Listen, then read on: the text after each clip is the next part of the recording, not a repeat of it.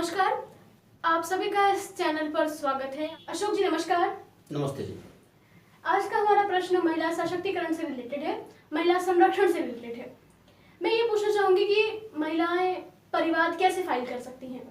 देखिए, जहाँ तक परिवाद की बात है, परिवाद फाइल करने के 3-4 तरीके हैं। एक तरीका तो ये है कि सीआरपीसी की 125 में गुजारे भत्ते के लिए याचिका लाती हैं।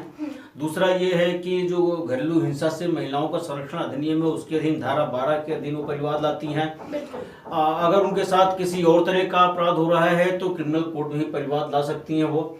लेकिन जहाँ तक बात मैं आज कर रहा हूँ वो घरेलू हिंसा से महिलाओं का संरक्षण अधिनियम की बात है, उसके तहत बात कर रहा हूँ। धारा 12 में वो स्वयं भी परिवाद किसी वकील के माध्यम से तैयार करके सीधे कोर्ट में फाइल कर सकती हैं, या फिर सर्विस प्रोवाइडर के माध्यम से, या फिर महिला संरक्षण अधिकारी होते हैं उनके माध्यम से कर सकती हैं। उसका एक विशेष प्रोफार्मा है, उसमें उनको, जैसा आपको याद होगा मैंने एक वीडियो बनाई थी, उसमें कहा था कब, कहाँ, क्यों, कैसे, किसने। उसमें भी यही मांगा गया है, कब, कहाँ, कैसे, किसने, एक प्रोफार्मा है। लेकिन जब हम परिवाद फाइल करते हैं को हमने बताया कि इस ढंग से हम प्रोफार्मा आपके सामने दे रहे हैं। यह जो प्रोफार्मा हम दे रहे हैं परिवाद जो धारा 12 के अधीन होता है उसके लिए है। इसमें जो तथ्य हमने दिखाए हैं सारे काल्पनिक हैं, इसलिए इसको हकीकत में नहीं समझना चाहिए। हमने दिखाया आपको जो कंप्लेंट है उसमें आपका नाम, जिन्होंने घटना किया है उनका नाम, और फिर जो जो घटनाएं आपके साथ हो रही हैं उन सभी तथ्यों को इसमें सत्यतापूर्वक रखना चाहिए। यह जो परिवाद है धारा 12 का, वह दिव्यांगजन महिलाएं भी इस अधिनियम के अधीन अपने RPWD एक्ट की जो प्रोटेक्शन की बातें हैं उसको भी लेकर के जो घटनाएं उनके साथ हो रही हैं उसको भी इसमें डाल सकती हैं और वह भी इसका लाभ ले सकती हैं। आपने देखा कि जिस ढंग से कंप्लेंट जा रही है इसमें एक एक सारी बातें ईमानदारी से लिखनी है। जो बाहर रहते हैं या जिन्होंने आपके साथ कुछ टार्चर नहीं किया है तो बीइंग मालाफाइडी उनको पार्टी मत बनाइए।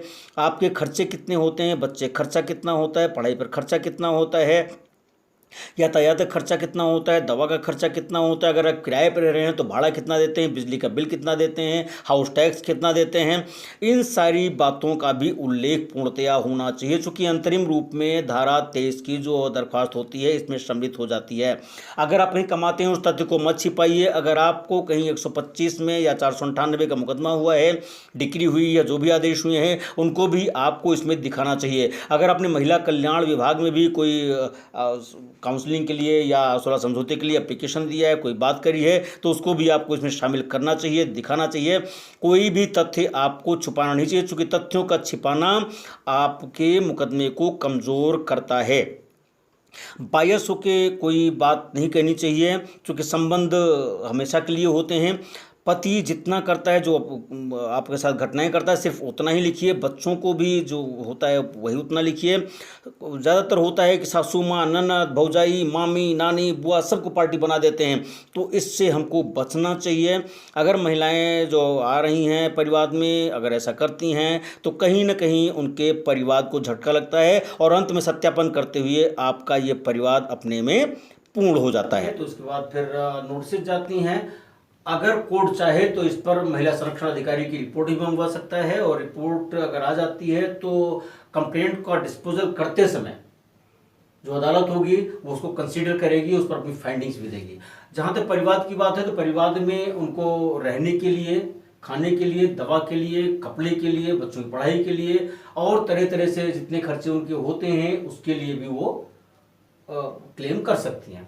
लेकिन यहीं पर वो बता दूं कि अगर पुरुष उसका प्रोटेस्ट करने आता है, डेफिनेटली वो बताता है कि अगर वो कहीं कमा रही हैं या कुछ ज़्यादा पढ़ी लिखी हैं तो भी उनको मेंटेनेंस मिलने में दिक्कत होती है। हाई कोर्ट का जजमेंट आ गया है। अगर वो कहीं नौकरी कर रही हैं तो भी उनको गुजारा भत्ता मिलने में दिक्कत आती है। हालांकि कुछ जजमेंट्स ऐसे आए हैं कि अगर वो कमा भी रही हैं तो भी पति का दायित्व है कि उनको मेंटेन करे, जैसा भारतीय रीत नीति है।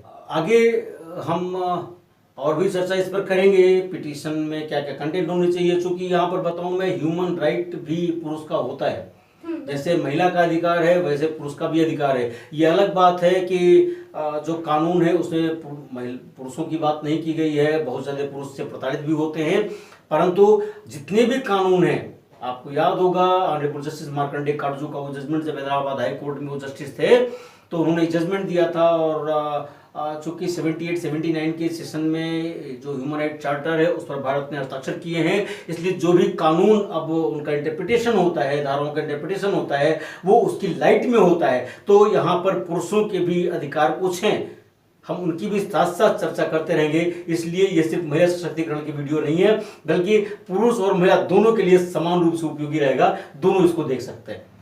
धन्यवाद। नमस्ते।